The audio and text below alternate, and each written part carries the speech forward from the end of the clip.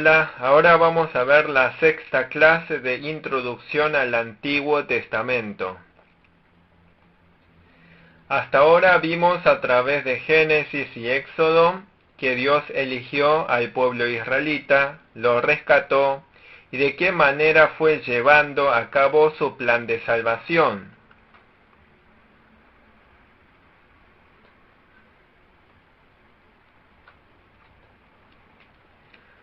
Dios eligió a Abraham y eligió a sus descendientes israelitas como santa nación de sacerdotes para bendecir a las naciones de la tierra. Estamos estudiando sobre este plan salvador de Dios.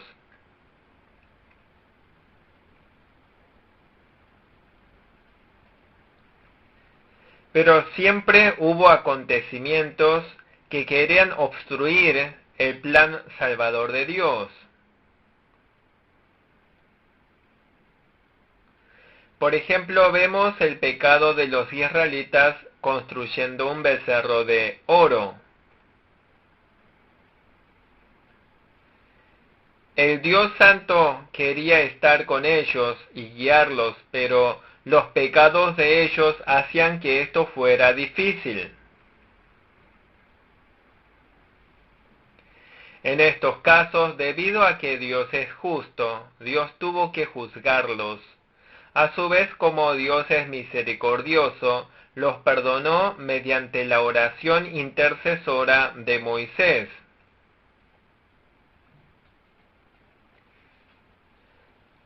Pero a partir del pecado de construir el becerro de oro que cometieron los israelitas, les enseña la palabra del Levítico. El Levítico les enseña cómo ser perdonados del pecado delante de Dios en forma concreta y cómo restaurar la relación con Dios. Por eso en Levítico hay varias ordenanzas y leyes sobre los sacrificios. No son simples leyes ni simples sacrificios, sino para restaurar la relación con Dios. Levítico se puede dividir en capítulo 1 al 11, al 16, y luego del 17 al 27. Del capítulo 11 al 16 es sobre la adoración, sobre cómo hay que vivir la santidad delante de Dios. Es para conservar la vida santa en la relación con Dios. Levítico 17 al 27 indica cómo vivir la santidad en la relación con el prójimo.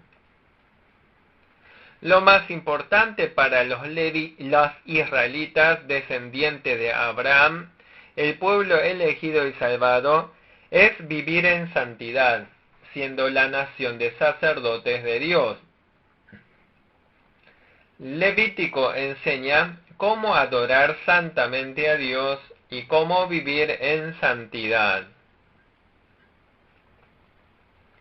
Levítico 1 al 16 enseña cómo vivir santamente, adorando en el tabernáculo, y sobre todo, cuáles son las funciones de los sacerdotes. Dios apartó a los sacerdotes y les dice qué deben hacer para que los israelitas conserven una relación santa con Dios. Toda la nación entera de Israel debía vivir como nación de sacerdotes. Pero entre el pueblo, además, apartó a los sacerdotes que los representaran para santificar a Israel. Dios apartó a los sacerdotes para que le rindieran culto. Levítico presenta estos cultos.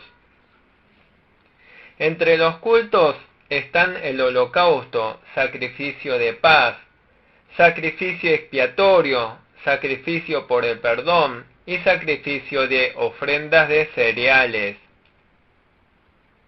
Holocausto es un sacrificio en el que se quema el animal en forma completa para la expiación, para restaurar la relación entre Dios y los hombres.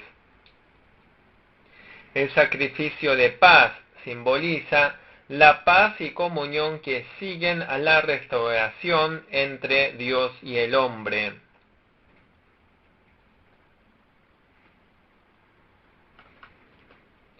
Por eso el sacrificio por la paz es un culto que incluye agradecimiento por la paz con Dios. Es un culto voluntario y de hacer votos. El sacrificio expiatorio enfatiza la purificación del lugar santo que se ha contaminado a causa del pecado. El sacrificio por el perdón representa la paga de una retribución por el pecado. Es la retribución por el pecado. No se trata simplemente del perdón, sino de pagar la responsabilidad por el pecado. El sacrificio por el pecado hace que el pecador pague por su pecado. Sacrificio de ofrendas tiene que ver con los sacrificios de cereales. Es un sacrificio que simboliza la consagración total a Dios. A través de los sacrificios, el pueblo israelita debía restaurar su relación con Dios en medio del pecado. Además, el pueblo israelita debe decidir consagrarse totalmente a Dios.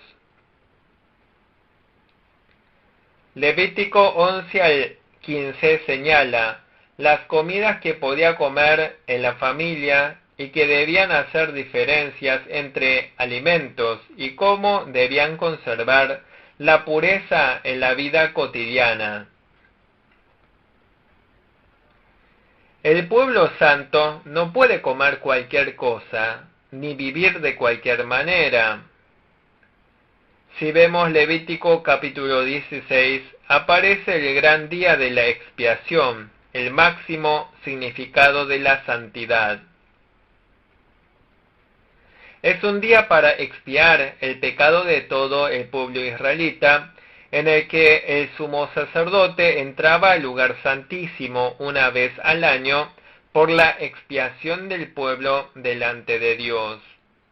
Habla sobre la vida santa de los israelitas, la vida del perdón de pecado y las diversas leyes sobre los sacrificios para restaurar la santa relación con Dios. Levítico 1 al 16 habla sobre cómo hay que vivir la santidad tanto en la iglesia como en la familia.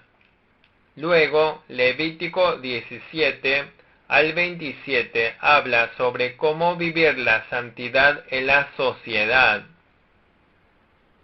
Incluso cuando vivan con otras personas, los israelitas debían ser santos sexualmente y no debían realizar ningún acto inmoral. Hay varias palabras importantes.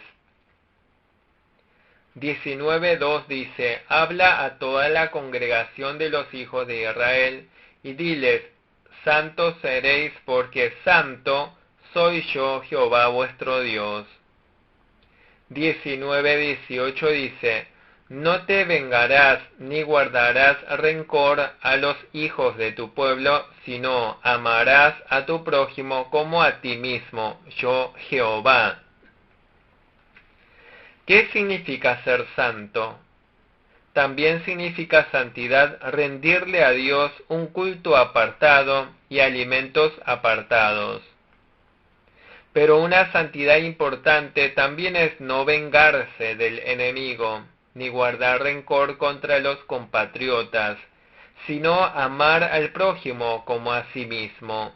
Esta es la santidad que desea Dios. En este sentido, también son parte de la santidad del año, son parte de la santidad el año del jubileo, o el año sabático. Por ejemplo, se podía tener a un israelita por esclavo durante 6 años, pero en el 7º año se lo tenía que liberar. Si se trabajó la tierra durante 6 años, en el 7º año se debía dejar reposar. Luego 7 años de año sabático, o sea, el año 50, se denomina el año de jubileo. Es el año de liberación y libertad de todas las cosas. En ese año hay que perdonar todas las deudas. Es un día de verdadera liberación y libertad. De este modo, la santidad implica negarse a sí mismo de manera práctica y estar dispuesto a asumir pérdidas. Estimados hermanos, en Génesis aprendimos el tema de la elección para que Dios llevara a cabo el plan de salvación. En Éxodo aprendimos el tema de la redención. Luego, en Levítico aprendimos cómo debe vivir en santidad el pueblo elegido y redimido. La vida santa es tan importante como la vida misma para el pueblo elegido y redimido. Los creyentes en Jesús de la actualidad también somos el pueblo elegido por la gracia de Dios y redimidos por la sangre de Jesús. ¿Cómo debemos vivir en el mundo los creyentes elegidos por la gracia de Dios y redimidos por el Señor Jesús? Debemos vivir en santidad. No se trata de vivir la santidad solo en la iglesia, sino que debemos vivir en santidad también en la cotidiana vida social. O sea, la vida santa es vivir conforme a los 10 mandamientos, amando a Dios y amando al prójimo. El amor al prójimo en la práctica es estar dispuesto a sufrir pérdidas, no enfatizando lo nuestro como nuestro, sino sacrificándonos por el prójimo. Levítico se refiere a esta clase de santidad. El término levítico está relacionado con los levitas. Ahora vamos a aprender el libro de Números. Números se refiere a los números. Números capítulo 1 registra el número de las personas del pueblo salido de Egipto. Contando solamente a los varones israelitas, eran 603.550. Esta cantidad aparece nuevamente registrado en Números capítulo 26. En realidad, los registros numéricos aparecen al principio y al final del libro de Números. Por eso, el título del libro es Números. La mención de los números del pueblo salidos de Egipto muestra el cumplimiento de la promesa que Dios hizo a Abraham. Los descendientes de Abraham son el cumplimiento de la promesa de hacerle nación grande. Guiando a un número tan grande de personas, Dios los hace marchar a la tierra de Canaán. Para el traslado y protección del tabernáculo, encomienda las tareas del tabernáculo a los levitas, y las demás tribus son distribuidas alrededor del tabernáculo, y les hace marchar a la tierra de Canaán.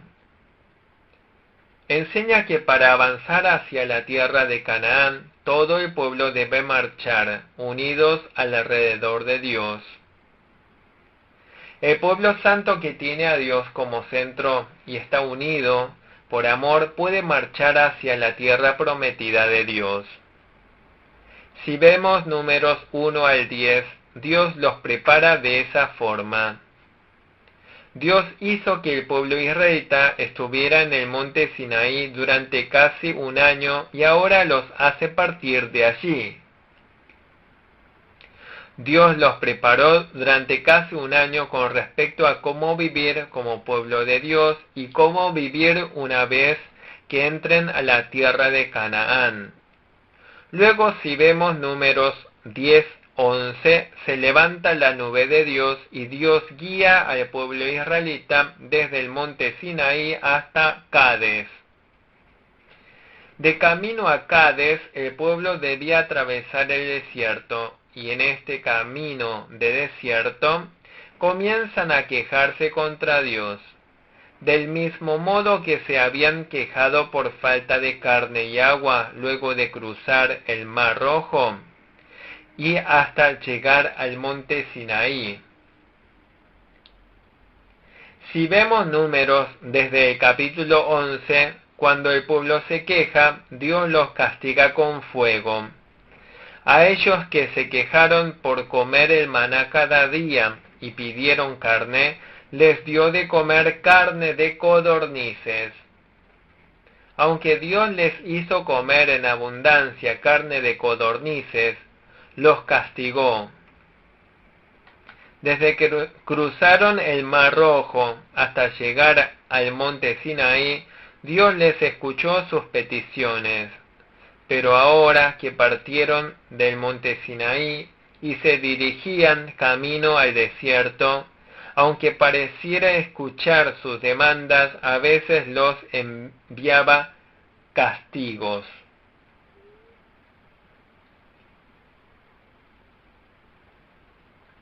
Aunque pareciera que Dios les atendía a sus demandas, los estaba entrenando fuertemente hasta con disciplina. Si comparamos las palabras del Éxodo y de Números, vemos el trato severo de Dios hacia ellos. Luego que ellos cruzaron el Mar Rojo, Dios aún no había hecho pacto con ellos, ni les había dado todavía mandamientos que debían guardar, sino que los trató suavemente. Pero ahora la situación era diferente. Ahora ya sabían lo que debían hacer. Fueron enseñados sobre cómo es Dios de manera clara. Pero a pesar de eso volvieron a protestar y a quejarse. Por eso Dios los disciplinó muy severamente. Cuando el pueblo se quejaba, Dios los disciplinaba y de ese modo los guió hasta la tierra de Cades Barnea. En Números capítulo 13 vemos que Cades Barnea no queda tan lejos de la tierra prometida Canaán. Dios deseaba guiar al pueblo israelita hasta la región de Hebrón, hacia el interior de Cades Barnea. Los israelitas quisieron averiguar la tierra enviando primero a los espías. Hicieron que los espías exploraran la tierra por 40 días y regresaran. En el capítulo 14 podemos escuchar el informe de los espías.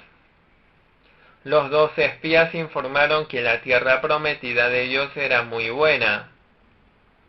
Sin embargo, 10 de esos espías dijeron que la conquista sería imposible, ya que la tierra estaba habitada por hombres realmente fuertes, por gente como descendientes de Anac. Estos 10 dijeron que comparados con aquellos cananeos, ellos se veían como langostas. También dijeron que los muros de Canaán eran tan altos que sería imposible la conquista. Pero el informe de 2 hombres, Josué y Caleb, era diferente. Josué y Caleb dijeron que si bien los cananeos eran fuertes y las ciudades fuertes, podrían conquistar si entraban con fe, por tratarse de la tierra que Dios prometió darles. En Números capítulo 14, los israelitas no escucharon el informe de Josué y Caleb, sino que atendieron las quejas de los 10 espías. Los 10 espías dijeron que es imposible entrar y desobedecieron a Dios. Entonces los israelitas dijeron que regresarían a Egipto. Esto es desobedecer la orden de Dios y es incredulidad. En Cades Barnea, los israelitas se rebelaron contra Dios y sufrieron el juicio de Dios. Los israelitas no pudieron entrar a Canaán y anduvieron errantes durante 40 años por el desierto. Exceptuando a Josué y Caleb, los mayores de 20 años que habían salido de Egipto, no pudieron entrar a la tierra de Canaán, sino que murieron en el desierto. En Números capítulos 15 al 20 vemos cómo vivieron los israelitas durante 38 años en el desierto.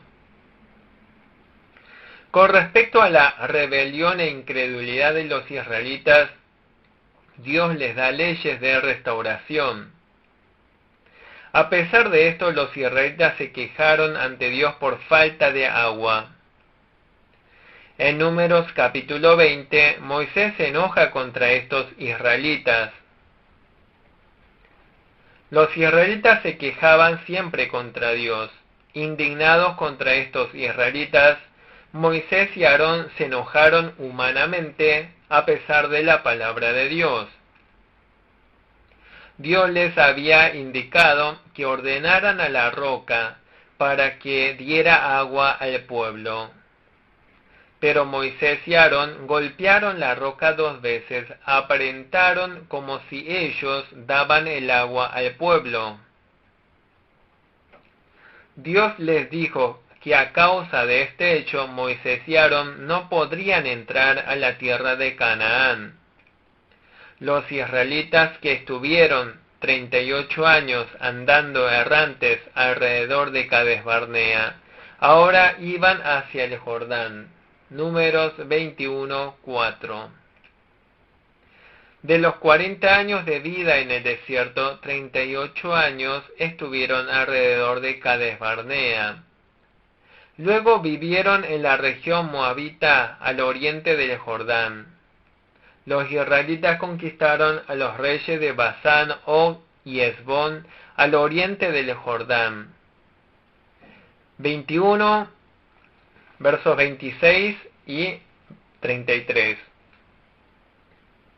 Al principio, Dios quería que los israelitas entraran desde Cades Barnea, pero ahora, a causa del pueblo israelita, cambió el plan para que cruzaran el río Jordán. Los israelitas estaban habitando la región de Moab al oriente del río Jordán. En ese momento, Balac, el rey de Moab, convocó al profeta Balaam para que maldijera a los israelitas. El profeta Balaam conocía a Dios, pero por codicia de dinero aceptó la propuesta de Balac, rey de Moab, y vino para maldecir a los israelitas. Pero Dios se lo prohibió. Números 22 al 24. Cada vez que quería maldecir según las indicaciones de Balac, rey de Moab, Dios cambiaba las maldiciones por bendiciones. Hay contenidos muy importantes entre las bendiciones que Dios hizo a través de Balaam, registrados en 24:16. Es la promesa de bendición de Dios a las naciones de la tierra a través de la descendencia de Abraham. 24:17 dice: Lo veré, mas no ahora, lo miraré, mas no de cerca. Saldrá estrella de Jacob, y se levantará cetro de Israel, y herirá las sienes de Moab, y destruirá a todos los hijos de Sed. Aquí dice que se levantará cetro de Jacob, de la descendencia de Abraham. Es la profecía de que de la descendencia de Abraham saldrá un rey. Son palabras de bendición de que de Israel saldrá un rey que será soberano sobre el mundo entero, incluso sobre Moab y Edom. De este modo Dios bendijo por medio de Balaam a Israel. Pero desde Número capítulo 25 vemos la traición de los israelitas contra Dios. En el capítulo 25, los israelitas fornican con las mujeres moabitas y sirven a los ídolos moabitas y a los baales. Entre las traiciones de los creyentes contra Dios están las inmoralidades sexuales e idolatrías. Cuando los israelitas estaban cometiendo idolatría con el becerro de oro, los levitas obedecieron a Dios.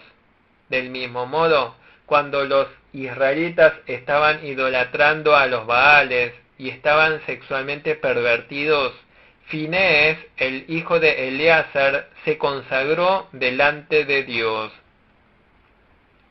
A causa de Finees, descendiente de Aarón, se suspendió la plaga y pudo sobrevivir el pueblo israelita.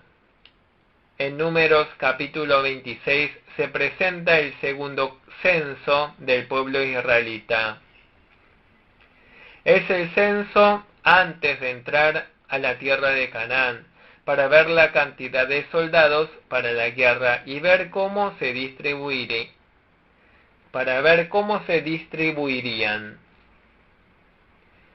A pesar del pecado del pueblo, Dios quiso darles con seguridad la tierra prometida. Entre la promesa de Dios para darles la tierra había un caso muy especial. Las hijas de Zelofehad estaban por no poder recibir herencias por falta de varón en el linaje de su familia.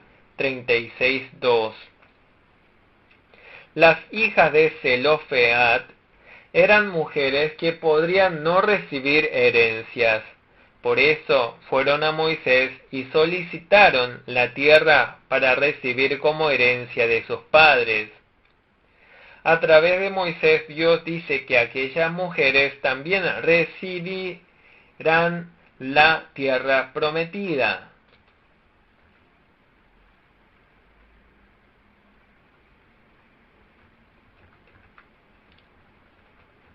Sin diferencia entre varón y mujer, Dios hizo que todo el pueblo recibiera y gozara la herencia de la tierra. Ahora Dios le da las palabras de Deuteronomio a Moisés. Aunque faltaba poco para la muerte de Moisés, a través de él Dios les da las palabras de Deuteronomio a la nueva generación del pueblo. La generación mayor de 20 años que salieron de Egipto murieron todos en el desierto. Ahora, habiendo pasado 40 años, sus descendientes debían cruzar el río Jordán para entrar a la tierra prometida por Dios. Antes de su muerte en la tierra de Moab, Moisés comunicaba la palabra a la nueva generación de israelitas. Este es el mensaje de Deuteronomio. ¿Qué les comunica Moisés a la nueva generación del pueblo descendientes del Éxodo? Se pide que estos descendientes no repitan los mismos errores de sus padres. Es para que recuerden y obedezcan la ley que Dios les dio en el monte Sinaí. Moisés les vuelve a interpretar a la nueva generación de israelitas la ley que Dios les había dado en el monte Sinaí.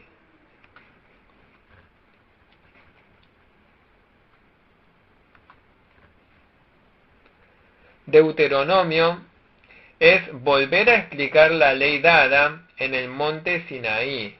Es la predicación para ellos. O sea, es un discurso expositivo. Se omite la clase séptima de introducción al Antiguo Testamento.